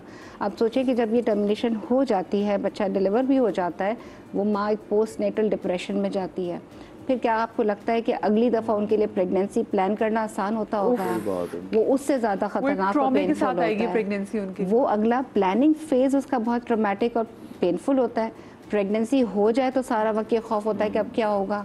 उसकी जो इन्वेसिव ट्रीटमेंट या जो भी टेस्टिंग हो रही होती है वो एक लम्हा उनके लिए पेनफुल होता है। सो उनकी लाइफ ही पूरी आगे तक इतनी जाती डॉक्टर है। साहब, मैं बहुत करीब से एक कपल को जानती हूँ। वो जो लड़की है, ऑफ कोर्स मैं उनको नेम नहीं करूँगी, वो बहुत बेहतरीन डॉक्टर है, वो बहुत लाइक डॉक्टर है कि पाकिस्तान में भी अच्छी डॉक्टर थी, देन वो अमेरिका में जाकर उसने पेपर्स दिए, वो बहुत ब्रिलियंट डॉक्टर है। तो उनका एक बेबी हुआ, तो वो बच्चा स्पेशल उनकी बेबी। तो अब डॉक्टर्स ने उनको कहा कि आपकी क्योंकि कज़न मैरिज है तो आप आगे जो आपका बेबी होगा वो स्पेशल होगा। खैर उनकी एक और बहन, वो भी एग्जैक्टली बहुत जीनियस डॉक्टर, यहाँ से गई, वो भी उसकी शादी भी भाई से हुई, दूसरे भाई से हुई। तो जब उनका पहले डर के उनके पहले बच्चा पैदा हुआ, बिल्कुल ठीक हुआ, फिर उनका दूसरा बच्चा भी बिल्कुल ठीक हुआ। मतलब ये देखिए दोनों बहनें एक फैमिली से हैं, और वो जो हस्बैंड है वो दूसरी फैमिली से, वो दोनों भाई हैं। तो एक कपल में जो 2 बच्चे वो बिल्कुल ठीक हुए, तो उन्होंने भी अपना जब दूसरा बच्चा बेबी पैदा किया है तो डॉक्टर ने उस बच्चे के हवाले से भी इनको कह दिया। तो वो इतनी तकलीफ में है, क्योंकि वही बात ना कि माँ बाप बच्चों की तकलीफ नहीं देख सकते। और तकलीफ क्या होती है, हमें अपने अभी बच्चों के हवाले से भी होती है कि अल्लाह मियाँ ये बड़े बच्चे छोटे, खुदा ना खास्ता हमें कुछ हो जाए तो इनकी टेक केयर कौन करेगा। तो माँ बाप को फियर होता है। महमूना जी हमारे साथ कॉल पर मौजूद है। अस्सलाम वालेकुम जी। वालेकुम सलाम जी। महमूना जी आप ठीक है? मैं अल्लाह का शुक्र ठीक, आप ठीक हैं जी? कल कॉल मिली आपको तो बहुत अच्छा है, मैं डेली आपको शो देखती हूँ। बहुत शुक्रिया। आवाज़ बढ़ा दें। महमूना जी क्या कहना चाहेंगी आप? क्योंकि मेरी भी शादी मेरी कजन से हुई थी ना, तो जी, फिर अगर 2 बच्चे मेरे ठीक है, और जो छोटे वाला बेटा है वो सुन नहीं सकता, बोल नहीं सकता। ये भी शायद कजन मैरिज की वजह से ये सब हुआ हो। आपने वैसे डॉक्टर्स को दिखाया ही, वो आपने कहा आपका बेटा बोल नहीं सकता, सुन भी नहीं सकता? हाँ जी। अच्छा, तो और बाकी मतलब हम 3 बहन की शादी ना एक ही घर में हुई है ना, जैसे उनके बच्चे सब ठीक है। अच्छा, हाँ जी। सिर्फ आपके बच्चे को प्रॉब्लम है? तभी वो सुन भी नहीं सकता, बोल भी नहीं सकता। अच्छा, आपने वैसे डॉक्टर्स को दिखाया, और आपकी प्रेगनेंसी में आपको डॉक्टर्स ने कुछ कहा था, बताया था? नहीं, वो ठीक है, पहले 2 बच्चे ठीक थे, बाद में पता चला ना उसका, जैसे पैदा हो गया उसके बाद में अगेन हमने ये फैसला किया है कि कजन मैरिज नहीं करनी चाहिए। आपने क्या फैसला किया कि कजन मैरिज कजन मैरिज ना करें? और कहीं के देखिए डॉक्टर्स बता भी देते हैं कि आपके से जो बच्चा होगा उनमें कुछ चांसेस होंगे, तो फिर वहाँ से बहुत से लोग ये ऑप्ट करते हैं कि चलो ठीक है फिर हम बच्चा पैदा ही नहीं करते। लेकिन वो जैसे मैं अभी बात कर रही थी कि जैसे अगर थैलेसीमिया भी जो है वो भी हम देखें, और बहुत सारी सी बीमारियाँ जो कि जनरेशन आती हैं, और वो डिप्रेशन वाली बात भी आपने देखा, क्योंकि मैंने कुछ दिनों पहले अपनी टीम से बात भी करी थी कि जिन लोगों ने खूनी माइग्रेशन देखी है, तो जो माएँ उस वक्त आई थी यहाँ माइग्रेट करके, उनके अंदर जो उन्होंने डिप्रेशन देखी वो कहीं ना कहीं उनके बच्चों में आई, और वही कहीं ना कहीं डिप्रेशन पर आगे हमारे अंदर भी कहीं ना कहीं किसी बात पे ट्रिगर हो जाती, वो आई है। आपा, आपने ऐसा देखा है? ऐसा ऐसा है, मेरी फैमिली में भी है। और वो आपकी बात बिल्कुल ठीक है कि जो चीज़ें मौरूसी होती हैं वो अगले में शिफ्ट हो जाती हैं, औलादों में भी होती हैं।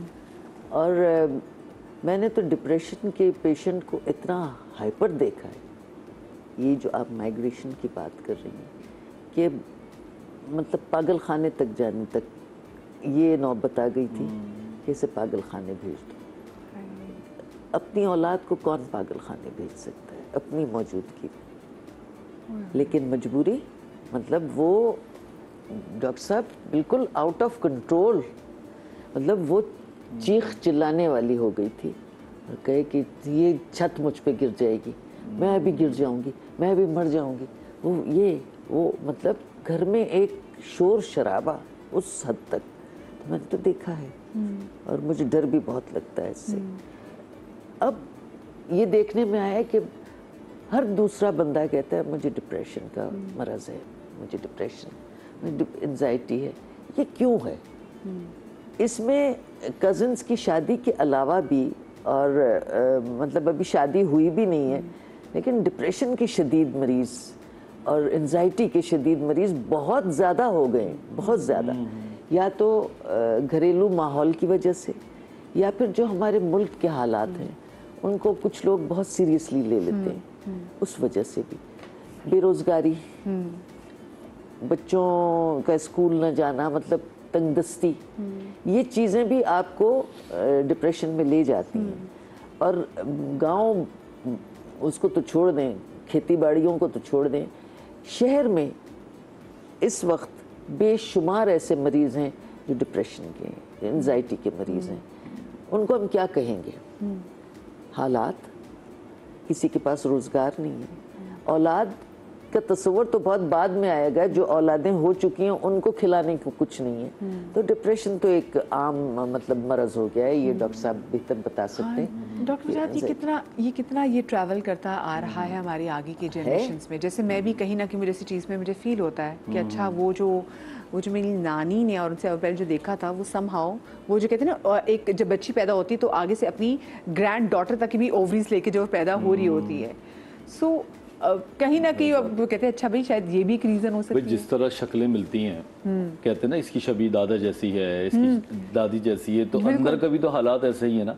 जिस तरह शक्लें मिल रही हैं, बाल मिल रहे हैं, इसी तरह अंदर की ब्लड मिल रहा है, अंदर की जीन मिल रही है, तो उन चीज़ों को आप कैरी करते हैं। रही बात डिप्रेशन की, आज जो माशरा हमारा है ना, बदकिस्मती से खुशी को पाना एक बहुत बड़ी जद्दोजहद बन गई है, मुश्किल हो गया। पहले खुशी फ्री फंड में हमारे घरों में होती थी, हम खुश रहते थे, हम कम पैसों में भी रह रहे होते थे। वो क्या वजूहात थी? उसकी बहुत सारी वजूहात थी, जिसमें सबसे बड़ा ये थी कि हम कंपैरिजन बहुत नहीं करते थे। हम सुबह ही सुबह इंस्टाग्राम देख के, दूसरे की रील्स देख के कॉम्प्लेक्स में नहीं आ रहे होते थे कि कौन क्या कर रहा है, कौन किसने गाड़ी ले ली। छुट्टियों में यहाँ चले गए, ठीक है ना। पहले हमारा मुकाबला होता था 20-25 लोगों के साथ, कि हम आपस में बैठते थे, इसने ये लिया, मैंने ये किया, इसने ये किया, और कहीं ना कहीं ऊपर नीचे होते थे। भी करते थे कि फलाने का मुंडा डॉक्टर बन गया, 80 भी अपना मुंडा डॉक्टर बस एक लिमिट, हालांकि उसका जीना चाह रहा होगा। हाँ, वो पायलट बनने को बैठा हुआ बेचारा। अब हम उनसे मुकाबला कर रहे होते हैं जिनको हमने देखा हुआ भी नहीं होता। हम यूरोप में किसी से मुकाबला करके कॉम्प्लेक्स में आ रहे हैं, हम किसी की रील देख के कह रहे हैं कि इसने ये ले लिया, मेरे पास नहीं है। तो हमने पंगे खुद भी बहुत डाल दिए, ठीक है, जिसमें मोबाइल का काम इस्तेमाल सबसे बड़ी वजह बनता है एंजाइटी की, डिप्रेशन की। हम वो न्यूज़ देख रहे हैं जिसका हमारा कोई ताल्लुक भी नहीं है। हम पूरी दुनिया की न्यूज़ देख देख के अपने अंदर एड्रेनलिन जो केमिकल है उसको बढ़ा देते हैं। अब हम हालत जंग में खुद आ जाते हैं, फिर हम कहते हैं कि हमें डिप्रेशन है। हमें अपने दिमाग में सेंसर बोर्ड लगाने की जरूरत है कि हमने क्या नहीं करना और क्या करना है। लेकिन डॉक्टर साहब कुछ हालात भी मुल्क के ऐसे हैं, ये भी है, जिसमें आप चले जाते हैं। और कुछ लोग तारीफ इतना ऊपर कर लेते हैं। अब जैसे भी पिछले जो हालात थे, तो उसमें कुछ लोग अब वो चीजें नॉर्मल होगी में, लेकिन वो मुसलसल जंग के वाले, मतलब कुछ लोग चाह रहे थे कि मजलिस छिड़ जाए, तो आप कहते हैं भाई निकलो इससे बाहर। अच्छा, बाइपोलर औरत या बाइपोलर आदमी का बच्चा जो है, क्या उसमें उसका भी बाइपोलर होने की चांसेस होते हैं? बाइपोलर तो एक प्रॉपर मूड डिसऑर्डर है, जिसके अंदर अगर दोनों साइड पे हो गया तो बच्चे के तो बहुत चांसेस हैं। और 17 साल की उम्र में या तो वो मेनिया में या डिप्रेशन में आपको नजर आना शुरू हो जाएगा। और अगर एक को है फिर भी चांसेस हैं, क्योंकि मेरे पास बाइपोलर के जो पेशेंट्स आते हैं उनमें किसी एक को होता है। ये मौरूसी बीमारी अगर देखा जाए बाइपोलर, मौरूसी बीमारी देखो इसे जेनेटिकली प्रॉब्लम तो है, लेकिन इसके साथ साथ इसमें एनवायरमेंटल फैक्टर बहुत बड़ा है कि जब एक बच्चा है जिसको जेनेटिकली बाइपोलर इनएक्टिव अच्छा, जिन लोगों को नहीं पता ना डॉक्टर साहब, उनको बाइपोलर का बता भी दे। बाइपोलर एक मूड डिसऑर्डर है जिसके अंदर आपका एक पोल होता है, या तो बहुत खुश रहते हैं, जरूरत से ज्यादा दीवाने हो जाते हैं, और कुछ अरसे के लिए आप इतना हाइपर रहते हैं, आपको बड़ी बड़ी सोचें आती हैं, आपको लगता है कि मैं दुनिया पे छा जाऊंगा, आप दरवेशी हो जाते हैं, आपके इल्हाम आने लगते हैं, आपको लगता है कि अल्लाह ताला का आपके साथ बहुत बड़ा कोई ताल्लुक है, और आप इतने ऊपर मूड में रहते हैं, बेतहासा पैसे भी खर्च करते हैं। अचानक कुछ अरसे के बाद आप डिप्रेशन में चले जाते हैं, और वो डिप्रेशन इतना डार्क होता है कि किसी कोने कमरे में बंद हो जाते हैं, सुसाइडल थॉट्स आते हैं आपको। फिर कुछ अरसे के बाद दोबारा बेहतर होते हैं। तो ये बाइपोलर ये है, खुशी और गम, और इसमें 2-3 महीने के गैप्स के साथ हो रहे होते हैं। जो रोजाना के मूड स्विंग्स हैं वो अलग है, हम उसको बाइपोलर कहने लगते हैं कि सुबह गम में थे या शाम को हम डिप्रेस हो गए, वो नहीं है बाइपोलर। बाइपोलर 2-3 महीने के एपिसोड्स के बाद आ रहा होता है, और इसमें सबसे ज़्यादा मसला ये है कि सुसाइडल थॉट्स बहुत आते हैं, और फिर ड्रग्स की तरफ लोग चले जाते हैं। इसका मतलब है ख़ानदान में आपके, अगर आप देखिए कि आपकी नानी बाइपोलर थी, आपके नाना बाइपोलर थे, आपके मामू या खाला या कोई ऐसी, तो फिर आपको उस सिचुएशन में भी बिल्कुल भाई, आप बिल्कुल आप बोले चाय पिए पापे खाए, शादी नहीं हो सकती। सीधी सी बात है, आपका रिश्ता जोड़ दें, कोई और तरीका भी तो हो सकता है ना कि या शादी करके ही आपने जोड़ना है। कई ऐसी बीमारियां डॉक्टर साहब भी जानती है, हमें पता चल जाती है, डिप्रेशन, बाइपोलर, डाउन सिंड्रोम, अभी बहरा होना बड़ा कॉमन है जेनेटिकली। अगर किसी में शादी हो रही है कजन में, उनमें बहरा गूंगा होना कॉमन है। तो ये 5 चीजें तो आप बैठ के प्यार से बात करें, बोले कि देखो आपके बच्चे में ये है, हमारे बच्चे में ये, हम शादी नहीं करते। और डॉक्टर साहब, जो आपने स्कैन्स के वाले से बात की थी कि नफ्सियाती हेल्थ को चेक करने के लिए जो स्कैन्स होने चाहिए, वो कौन से स्कैन्स हो सकते हैं, मतलब शादी से पहले? क्योंकि हम ब्लड टेस्ट की बात भी करें, और मैं आपसे और टेस्ट भी पूछूंगी कि जो लड़का लड़की की होनी चाहिए, नफ्सियाती तौर पे चेक करना है, तो कैसे? एक तो लोग बुरा भी मान जाएंगे कि जी पागल समझिए मेरे बच्चे को, मेरी बच्ची को। हाँ देखो, अगर किसी एक, अब आप शादी करने ही जा रहे हैं तो आप दोनों खुल के बात कर रहे हैं ना, फैमिली बहुत बता दें कि मेरे बच्चे को एंजाइटी का मर्ज है, तो आप उसको डॉक्टर के साथ एक बार बिठा दें, वो हिस्ट्री लेगा, वो कुछ ऐसे टेस्ट करेगा, बैठ की बात की जाती है हमारी। अनफॉर्चुनेटली पाकिस्तान में ब्लड टेस्ट तो है नहीं साइकेट्री में, तो असेसमेंट टेस्ट बहुत अच्छे होते हैं और हम लोग कर लेते हैं। 2 मीटिंग्स में हम आपको बाकायदा बता देते हैं कि इसको डिप्रेशन इस लेवल पे है, या इसको एंजाइटी है, या बाइपोलर है। अगर थोड़े अंदर बंदे में ये स्टिग्मा ना हो ना कि मुझे किसी ने साइको बोला, मुझे किसी ने ये बोला, मैं तो खुद साइको होगा, तो फिर हम तरक्की कर सकते हैं। हर इंसान में मेंटल इश्यूज हैं, मेरे में भी होंगे। मैं तो खुल के कहता हूँ कि हम भी आधे पागल ही हो गए जो माशरे में हम रह रहे हैं। तो बैठ के एक बार थेरेपिस्ट के पास या साइकेट्रिस्ट के पास आप चले जाएं, तो वो बैठ के स्क्रीनिंग कर सकता है। ब्लड में कुछ नहीं आता, अल्ट्रासाउंड में कुछ नहीं आता, लेकिन हाँ ऐसा टेस्ट है, हम आराम से कर सकते हैं बैठ के, जो कि असेसमेंट टेस्ट होते हैं, तो उसमें कोई मुजायका नहीं है। और अगर किसी को डिप्रेशन है तो ये कोई पागलपन थोड़ी है यार। मुझे हुआ है, मैं हमेशा हर शो में कहता हूँ कि जब मेरी अम्मी का इंतकाल हुआ था तो मुझे प्रॉपर डिप्रेशन हुआ था, और क्लिनिक बंद करके बैठ गया था मैं, और बैठे बैठे दवाइयाँ भी खाई। फिर मेरे एक डॉक्टर है, डॉक्टर अबुल हसन लाहौर में, हमेशा उसका नाम लेता हूँ, उसने मुझे थेरेपी की, और फिर मैं आखिरी में उम्रे पे चला गया। जब वहाँ गया, काबा को देखा, करीब करीब तवाफ हुआ, तो फिर वापस आया। And it took me more than 5 months to come back in my life. बात बात पे रोना आता था, पेशेंट अपनी कहानी सुना रहे, मेरे आंखों में आंसू आ गए। अभी उन्होंने बेटी की बात बताई, मेरा दिल भर गया, क्योंकि अभी तक वो फैक्टर्स हैं, वो नहीं निकलते, क्लोजर नहीं मिल पाता कभी कभी। तो आपको शर्म क्या आना है? बल्कि दुनिया जहान में मैंने देखा है ग्रीफ ग्रुप्स बन चुके हुए हैं कि अगर आपकी बेबी का खुदा ना खासा, जैसे स्टिल बर्थ्स भी होती हैं, आपके बच्चे की डेथ हो जाए, तो फिर ऐसे बहुत सारी माएँ हैं जिन्होंने अपने बच्चे खोए होते हैं, वो आपस में बैठ के बात करती हैं, और उनका एक तरह से गम हल्का होता है। ऐसे ही आपके अगर पेरेंट्स का कोई ऐसे लॉस हो कि सडन, तो जब आप देखते हैं ना कि आप जैसे और बहुत से लोग वहाँ पे मौजूद हैं, तो वहाँ पे भी आपकी जो गम है ना वो कम होता है, क्योंकि आपको गम बांटने वाले ज़्यादा लोग आ जाते हैं। हम लड़का लड़की को कौन से टेस्ट बता सकते हैं कि आपने ये टेस्ट करने, ताकि कोई भी पॉसिबल चांस हो किसी भी किस्म का एब्नॉर्मलिटी का तो वो ना आए? देखिए कुछ टेस्ट हैं जो शादी से पहले हो सकते हैं। डॉक्टर साहब आपकी बात मुझे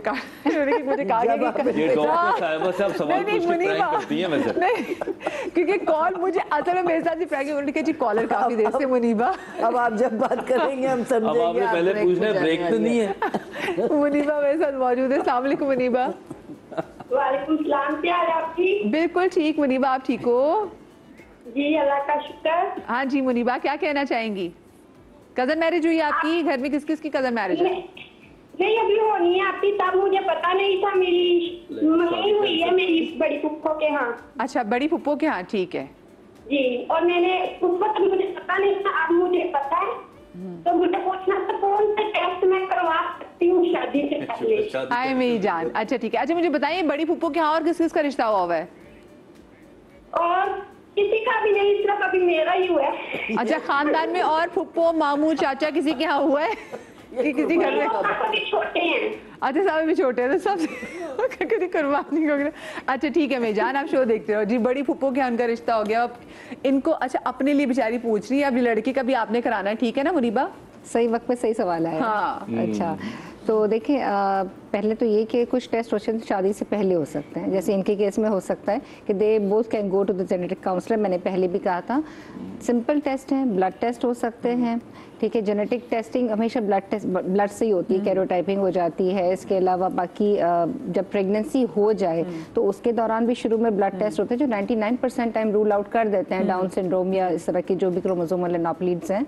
इसके अलावा फिर प्रेगनेंसी के दौरान अल्ट्रासाउंड्स होते हैं, बहुत अच्छे स्पेशलिस्ट अल्ट्रासाउंड होते हैं, जैसे कुछ जगहों पे आखान में भी होते हैं, फीटो मैटरनल यूनिट्स में होते हैं, जिसमें एंटी स्कैन मेजर करते हैं ताकि बच्चे की एब्नॉर्मैलिटी का रिस्क बता देते हैं। उसमें अगर कुछ आ जाता है, ब्लड टेस्ट में आ जाता है, तो फिर इसके बाद इन्वेजिव टेस्टिंग हो सकती है। बेबी का पानी लेके टेस्ट कर सकते हैं, बेबी का प्लेसेंटा का छोटा सा टुकड़ा लेके डेफिनेटिव टेस्टिंग हो जाती है, जिसपे कंफर्मेशन हो जाती है। यानी शादी से पहले टेस्ट जो हुए थे उसमें आपको रिस्क बता दिया जाता है कि व्हाट आर द पॉसिबिलिटीज़, आपका रिस्क क्या है। उस रिस्क की कन्फर्मेशन ड्यूरिंग प्रेगनेंसी हो जाएगी।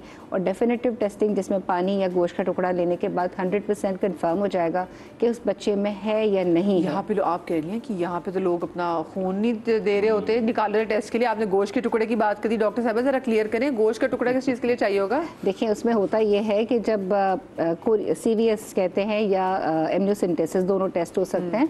उसमें प्लेसेंटा से एक छोटा सा मामूली सा इतना माइन्यूट सा पीस लेते हैं और उसकी टेस्टिंग होती है। उसमें DNA टेस्ट होता है बेबी का, कि इस बेबी के अंदर क्रोमोसोमल एब्नॉर्मैलिटी कितनी है, जेनेटिक डिसलोकेशंस या जेनेटिक म्यूटेशंस कितनी हैं, उसमें चांसेस क्या हैं। और ये एक्चुअली कंफर्मेटरी टेस्ट होता है।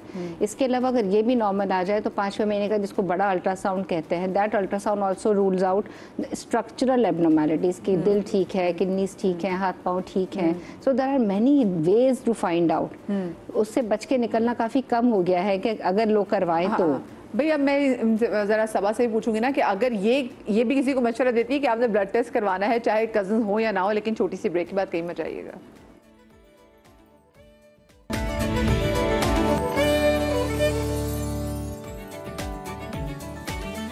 जी welcome back after the break. Cousin marriages के हवाले से बात कर रहे हैं और फिर जो मौरूसी बीमारियां आगे ट्रांसफ़र होती हैं, हम इस हवाले से बात भी कर रहे हैं। थैलेसीमिया पाकिस्तान में एक बहुत बड़ा इशू है। हमने जैसे प्रोग्राम के आगाज़ में भी इस हवाले से बात की और जब भी मैंने इस पर शोज़ भी किए तो एक बात ज़रूर कही है कि जी अपना ब्लड टेस्ट खुदा के ज़रूर कराएं।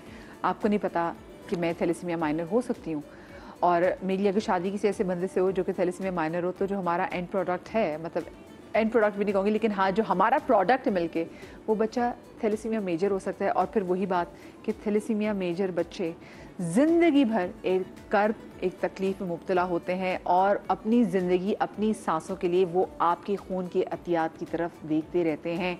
इसे बहुत दफ़ा ये बात भी कर चुकी है कि जी हमारे हुकूमत पाकिस्तान को चाहिए कि हमारे निकाहनामा के अंदर ना एक क्लॉज ऐड कर दें कि क्या लड़का और लड़की ने अपने ये ब्लड टेस्ट करवाए हैं। यकीन माने अगर सिर्फ एक ये क्लॉज ही ऐड हो जाए ना, तो हमारी बहुत सारी मुश्किलात तो वहीं पर हल हो जाएं। डॉक्टर साकिब अंसारी साहब हमारे साथ मौजूद है, थैलेसीमिया केस सेंटर से इनका ताल्लुक है, चाइल्ड स्पेशलिस्ट में, मारूफ चाइल्ड स्पेशलिस्ट हैं। अस्सलाम वालेकुम डॉक्टर साहब, खुश आमदीद आपको कहेंगे शो में। डॉक्टर साहब, आपने शहरों की ज़िंदगी में भी देखा है और आपने जो रूरल एरियाज में भी देखा है कि कज़न मैरिजेस कितनी होती हैं, और आप क्योंकि थैलेसीमिया के बहुत सारे बच्चों से रोज़ की बुनियाद पर आप उनको देख भी रहे होते हैं, कितना बड़ा रोल है, और लोगों को बताएं कि थैलेसीमिया कितनी खौफनाक चीज़ है। क्योंकि हम लोग बात किया जाते हैं, लोगों ने सुन लिया, लेकिन अनलेस और अनटिल आपने किसी थैलेसीमिया के बच्चे को नहीं देखा, किसी थैलेसीमिया की फैमिली को नहीं देखा, आपको पता ही नहीं है कि कितनी खौफनाक बीमारी है ये। जी बिस्मिल्लाहिर्रहमानिर्रहीम। यकीनन पाकिस्तान उन मुल्कों में से कि जहाँ दुनिया में सबसे ज़्यादा थैलेसीमिया के बच्चे हैं। हमारे पास लगभग 1 लाख बच्चे हैं। पाकिस्तान थैलेसीमिया फेडरेशन के पास कोई 65,000 बच्चे रजिस्टर्ड हैं। उसके अलावा गाँव देहातों में मस्जिद हैं। तो 1 लाख बच्चों में एक बच्चे को कभी 1 बार ब्लड चाहिए होता है, जो थोड़े बड़े हो जाते हैं उनको 2 बार ब्लड की बोतल चाहिए होती है। तो हमें कोई 1.5 ब्लड की बोतल भी रख लें तो हर महीने 1.5 लाख ब्लड बॉटल्स चाहिए होती हैं, विच इक्वल्स टू 1.8 मिलियन यानी 18 लाख ब्लड की बॉटल सिर्फ थैलेसीमिया को चाहिए, जबकि इंग्लिस्तान की टोटल ब्लड ट्रांसफ्यूजन रिक्वायरमेंट जो है 1.7 मिलियन है पूरे इंग्लिस्तान की, जिसमें प्रेगनेंसी, एक्सीडेंट, इमरजेंसी, सर्जरी सब शामिल है। हमारे तो लोग ब्लड भी नहीं देते, यहाँ पे ये भी अवेयरनेस देने की कोशिश हम कर रहे होते हैं कि ब्लड डोनेट करें, आपके लिए भी अच्छा है। मतलब ब्लड का तो ये मामला है कि हम जाते हैं 1600 की यूनिवर्सिटी में, बाज़ औक़ात 16 ब्लड मिलते हैं, 20 मिलते हैं, तो वो ब्लड डोनेशन मोटिवेशन आप जैसे जो सेलिब्रिटीज़ हैं जब बैठ के मीडिया पे बोलेंगे तो आम बच्चों तक वो मैसेज पहुंचेगा। हम अक्सर ये बात कहते हैं कि हम तो फ़र्द के तबीब हैं, आप लोग माशरे के तबीब हैं, आप लोग जो यहाँ बैठे हैं, आप लोग सोसाइटी में सुधार पैदा करते हैं, पूरी सोसाइटी को तब्दील कर देते हैं। 1923 में इंग्लैंड जो था 1943 में वो नहीं था, 1920s में इंग्लैंड ऐसा था जैसे हम इस वक्त 1940s में वो डेवलपमेंट भी था। यही हमारे जो नेबरिंग कंट्रीज़ हैं उनका आपने देखा। तो इंशाल्लाह ये जो एफर्ट्स आप लोग कर रहे हैं, देखिए कज़न मैरिज से ना सिर्फ थैलेसीमिया तो एक है ही तकलीफ दे अमल, और हमारे पास हर साल 5000 नए बच्चे पैदा हो रहे हैं, और फिर उनको ब्लड ट्रांसफ्यूजन, उनके फाइनेंशियल, जिसके एक घर में 2-3 बच्चे हो गए वो बाप क्या कमाएगा, क्या रहेगा। डॉक्टर साहब और साथ में उनको मना भी तो कर रहे होते हैं कि आप अगर ज़्यादा बच्चे पैदा करेंगे तो उन बच्चों में भी, जैसे अब आप लोगों के थैलेसीमिया सेंटर्स में मैंने पेरेंट्स को देखा है, वो बताते जी हमारे एक बच्चे की डेथ हो गई है और अभी मजीद हमारे और बच्चे भी हैं, तो मतलब उनको ये भी समझाने की ज़रूरत है कि आप मजीद बच्चे मत पैदा करें। एग्जैक्टली और ये देखिए मैं फिर वही बात कहूँगा कि नर्स वो एक टोन में कहती रहेगी, डॉक्टर कहता रहेगा, जब आप लोगों से ये बात सुनते हैं, ये इतने प्राइम टाइम में बैठ के आप लोग इस मौजू पे बात करते हैं, तो इससे जाहिर होता है कि हम एक जागी हुई एक जिंदा नेशन है, और हमारे मीडिया पे बैठे हुए लोग जो है ना वो एहसास रखते हैं, वो नफ्स पे हाथ रखते हैं माशरे की, और माशरे के मसाइल को अपने दिल पे लेते हैं। यहाँ पे मतलब एक ही टोन नहीं चल रही होती कि always something modern and, but that is the problem in the community. अब अगर कज़न मैरिज में थैलेसीमिया से हट के मैं अपने घर की बात करता हूँ, मैं सना फाउंडेशन, मेरे भाई के बच्चे थे उमैर और सना। उमैर को एक ब्लड डिजीज़ थी, वाइट सेल्स अटैच नहीं होते थे, डॉक्टर काशिफ अंसारी के बच्चे थे, और जो अभी ड्रामा भी बना रहे हैं ये सलाहुद्दीन अय्यूबी, तो उमैर का इंतकाल हो गया, वाइट सेल उसके काम नहीं करते थे। फिर हमने सना की बारी में CVS माँ के पेट में टिश्यू था, अमेरिका में रहते थे, वो टेस्ट करा लिया, उमैर वाली बीमारी सना को नहीं थी, शुक्र अदा किया, सेलिब्रेट किया हम लोग, कहीं पे थे। फिर जब सना की पैदाइश हुई तो साल भर बाद पता चला उसको लिपिड स्टोरेज डिसऑर्डर है, because it was a cousin marriage. अब कज़न मैरिज है, फिर अब जो तीसरे बच्चे हैं, पहले 10 साल तक कोई भी सेहतमंद बच्चा नहीं था, फिर अल्लाह ने 2 बच्चे दिए, अब तीसरा बच्चा, उसके अपने मसाइल हैं। सो कज़न मैरिज में एक फैमिली में वी आर लिविंग इन मतलब सो मैनी डिजीजेस। तो आप सिर्फ थैलेसीमिया तो एक बहुत बड़ा मसला है कि जो जिसको हम कहते हैं टिप ऑफ द आइसबर्ग, मगर जो दीगर मसाइल हम जेनेटिकली, देखिए मेमन में शादी कर रहे हैं, every community is marrying with in themselves. एक अच्छी बात ज़रूर है कि मेमन्स की कोई 80 ऑर्गेनाइजेशंस ने अभी रिसेंटली चंद साल पहले हम लोगों को बुलाया और उन्होंने ये डिक्लेरेशन दी कि हम शादी नहीं करेंगे थैलेसीमिया के टेस्ट के बगैर। और जैसे आपने फरमाया, चारों आप ईरान में देखें, ईरान में आप नहीं कर सकते, उन्होंने ऐसे उस पर काबू पाया है। 1995, 96, 97 में ईरान में 250, 300 और 350 बच्चे जिस सूबे में पैदा हुए थे, 2001, 2 और 3 में 1 या 2 बच्चे पैदा हुए कि उन्होंने शादी से पहले थैलेसीमिया के टेस्ट का कानून इम्प्लीमेंट कर दिया। आपके चारों सूबों में कानून बन चुका है, मतलब असेंबली ने ये कानून पास कर दिया है। इम्प्लीमेंटेशन में फिर क्या मसला है? बस अब हो गया, आपने कह दिया, हो जाएगा। लेकिन नहीं डॉक्टर साहब, ऐसा पता मसला कि हम पोलियो के हवाले से बात करते हैं, हम अगर ये ब्लड टेस्टिंग के हवाले से बात करते हैं, मैं तो मर गई ना, मैं 16 साल की उम्र से, यकीन माने, मैं कॉलेज में ब्लड डोनेट करती थी। मेरी अम्मी इतना डरती थी क्योंकि मुझे बचपन से मैं एनेमिक रही हूँ और मेरा O नेगेटिव ब्लड ग्रुप है, बट आई नो कि मेरा खून की ज़रूरत है लोगों को। सो मुझे होता है कि ये मैंने देना ही देना, मेरी अपने लिए अच्छा, मेरे अंदर और फ्रेश खून पैदा होगा। जहाँ पे आप अवेयरनेस की बात करें वहाँ से लोग कटना शुरू कर देते हैं। आप पोलियो की बात करें, कितनी हम पोलियो में बात करते हैं, एग्रेसिव कैंपेन्स करते हैं, इतने नए केसेस सामने आ गए हैं।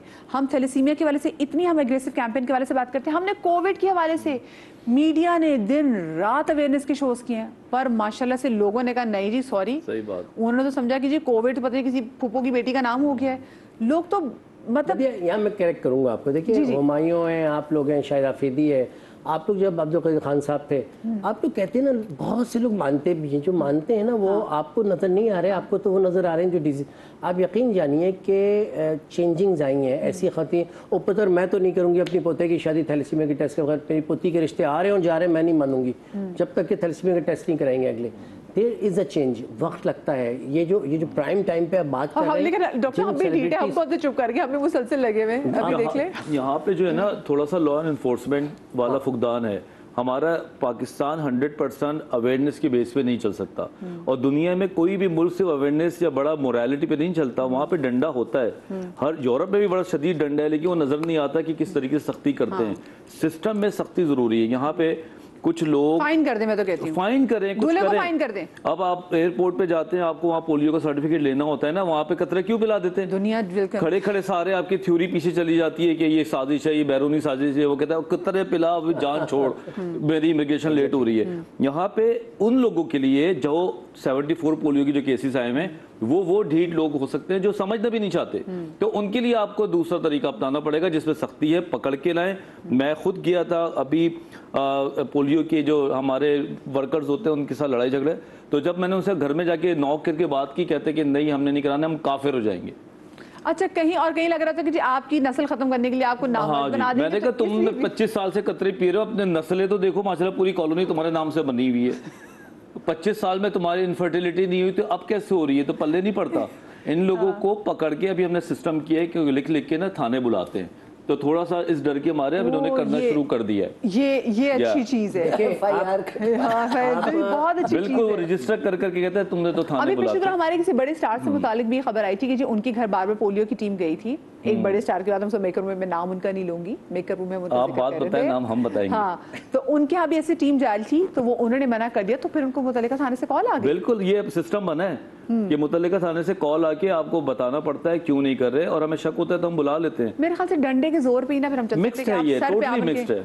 लेकिन ये कि चाइना में, कोरिया में, सब में यही हुआ है ना, इसी तरह उन्होंने उसको इम्प्लीमेंट। ये वो कौम ही नहीं है ना कि जब आप सलाम करके बोले मैं आपको समझाने आऊँ, बोले हम समझ जाएंगे। हाँ, वो कह रहे हैं हम तेरे से ज्यादा समझदार हैं, चल निकल। हाँ, ये ऐसे बिल्कुल। literally- अब तो थैलेसीमिया की स्क्रीनिंग सऊदी अरब में भी हो रही है, जी उन्होंने भी इम्प्लीमेंट मैं किया है। पॉजिटिविटी पे रखूंगा आपको, और आप लोगों के जो असरात हैं वो बताऊंगा। आपने कोविड खत्म किया है, डॉक्टर साहब हम भी पॉजिटिव है, इसलिए हम भी ना ढीठ बन के हम भी कर रहे हैं। आपने कोविड जिस तरह स्मार्टली कंट्रोल किया है, दुनिया ने इतने स्मार्टली नहीं किया। आपने हेपेटाइटिस बी कंट्रोल किया, वैक्सीनेशन कराई है, आपके पास हेपेटाइटिस बी की रेशियो कम है, हेपेटाइटिस सी को कंट्रोल किया, HIV अब तक कंट्रोल करके रखा है। 1 घंटा फ्लाई करके चले जाएं, आपको HIV नजर आएंगे आपके पड़ोसी शहर मुल्क में।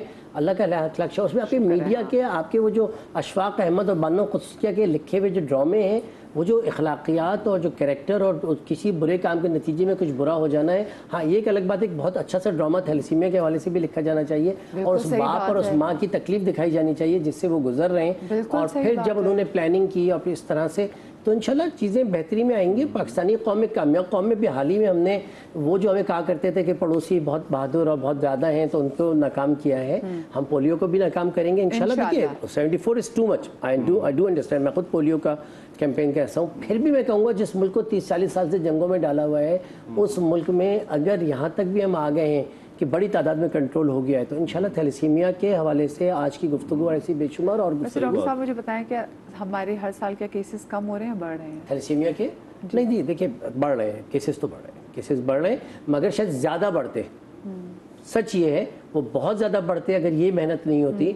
आप लोगों ने जो जितना कीमती अपना टाइम दे के, आपके तमाम स्टार्स ने, तमाम सेलिब्रिटीज़ ने थैलेसीमिया को एक अपने ऊपर लिया, और उसकी वजह से अगर ये इस वक्त हम 4 लाख पे होते तो 1 लाख पे हैं। बस ये मैं मेरी पूरी जिम्मेदारी के साथ कह रहा हूँ। 3 लाख तो कंट्रोल किया ना आपने, और इसको कंटिन्यू रखें इस कैंपेन को, इंशाल्लाह देखेंगे ज़ीरो। मतलब ऑफ कोर्स मैं बस एंड में मैसेजेस लेना चाहूँगी सबसे। आप क्या मैसेज देना चाहेंगी? और वैसे ये भी बताइएगा कि जो हमारी नौजवान नस्ल है, इसका अपना कितना राइट है कि अपनी पसंद से शादी कर सके? ये अपनी पसंद से शादी करने का हक तो है, लेकिन ये टेस्ट बहुत ज़रूरी है, चाहे आप कजिन्स में हों चाहे आप बाहर हों। मतलब बाहर भी अगर शादी कर रहे हैं तो वो आपकी बात बड़ी अच्छी है कि निकाहनामे में एक क्लॉज होना चाहिए। तो मैं तो यही कहूँगी कि भाई अपनी आने वाली नस्ल के लिए, उनकी बेहतर ज़िंदगियों के लिए, उन्हें माजूरी से बचाने के लिए, बीमारियों से बचाने के लिए आप लोग अपने ऊपर थोड़ा सा झेल लें, टेस्ट करवाएं। कजिन्स हो या कजिन ना हो, शादी आपकी लव मैरिज भी हो, तो टेस्ट बहुत ज़रूरी है आपके लिए, आपकी औलादों के लिए, आपकी नस्लों के लिए। डॉक्टर वजाहत, मैं ये बोलूँगा कि अव्वल तो इतना कुछ जानने के बाद आप कज़न्स में शादी ना करें, लेकिन अगर बहुत ज़ोर से आपको पड़ी है कि शादी करनी है, कोई जायदाद के मसाइल हैं या कनेक्टिविटी है, तो फिर आप टेस्ट कराएं। वो टेस्ट जो हम बात कर चुके हैं शो पे, कोई हर्ज नहीं है अगर आप करा लेंगे और वो सब कुछ सही आ जाएगा। टेस्ट होते हैं कि लोग टेस्टों से भागते हैं? नहीं, बिल्कुल नहीं होते। ये अना पे आ जाती हैं बातें सारी। तो आप ये टेस्ट कराएं, अगर उसमें कोई नेगेटिव आ जाते तो कर लें, अगर कोई पॉजिटिव है तो आपको अल्लाह ताला शुरू में बचा रहा है, ना कि आप शादी का खर्चा, जोड़े का खर्चा, डिजाइनर, इन चीजों में लगे हुए होते हैं। डिजाइनर वाले के पास जाने से पहले ही पहले एक काम ये करा लें, अगर आपकी मियाँ बीवी में जरा सी अंडरस्टैंडिंग होने वाला, चुप करके जाएं, टेस्ट करा के आ जाएं, किसी को ना बताएं, लेकिन अटेम्प्ट करें, इस शर्म से बाहर निकलें कि लोग क्या कहेंगे या लोगों के बीच में हमारा बुरा माना जाएगा, ऐसा नहीं है। थोड़ा खुल के काम करें। देखिए आने वाले काम के लिए प्रोएक्टिवली कुछ तो करना पड़ेगा ना। नहीं, और उस तकलीफ से बचेंगे जो आपकी औलाद के सामने आनी है। सही बात है, जिस तकलीफ से आपकी औलाद गुजरेगी, और बच्चों को तो, औलाद को तो तकलीफ में माँ बाप देख नहीं सकते। डॉक्टर साहब कुछ मैसेज आपसे दूंगी। मैं ये कहूँगी कि शादी से पहले की टेस्ट बहुत आसानी से अवेलेबल है और अच्छे बड़े हॉस्पिटल्स में आराम से हो जाते हैं, सस्ते हैं, कोई महंगे नहीं हैं और सिंपल ब्लड टेस्ट है। शादी के बाद प्रेगनेंसी के दौरान जो टेस्ट होने हैं उनमें सिंपल अल्ट्रासाउंड है। अगर अल्ट्रासाउंड में कुछ आया तो किसी और टेस्ट पे जाने की ज़रूरत है। अगर अल्ट्रासाउंड ही नॉर्मल है तो कुछ नहीं करना पड़ेगा, तो करवाएं अल्ट्रासाउंड। आप भी कुछ एक जुमले में मैं मैं ये कहना चाहूँगी कि एज अ मैच मेकर अब हम कोशिश करेंगे कि हम इस पे इम्प्लीमेंट कर सकें कि जैसे लड़की का NIC देखते हैं, बहुत सारी चीज़ें हम लोग देखते हैं, तो अब ये टेस्ट का भी जो इम्प्लीमेंट हम करने की कोशिश करेंगे, होपफुली कि हमें कामयाबी हो। हाँ डॉक्टर साहब, बस आपके जुमले से मैं एक आपकी इजाज़त से शेयर कर दूं कि सर्द महरी झोंपड़ियों तक आ पहुंची, गांव बिल्कुल शहर जैसा हो गया, तेरी मर्जी की बहू आ तो गई, माँ तेरा बेटा तना रह गया। हाय, चलिए अपना बहुत सारा ख्याल रखिएगा। शाद रही, आबाद रही, अल्लाह पाक आपको औलाद के गम से महफूज रखें। इंशाल्लाह ज़िंदगी दी तो कल मिलेंगे। अल्लाह हाफ़िज़।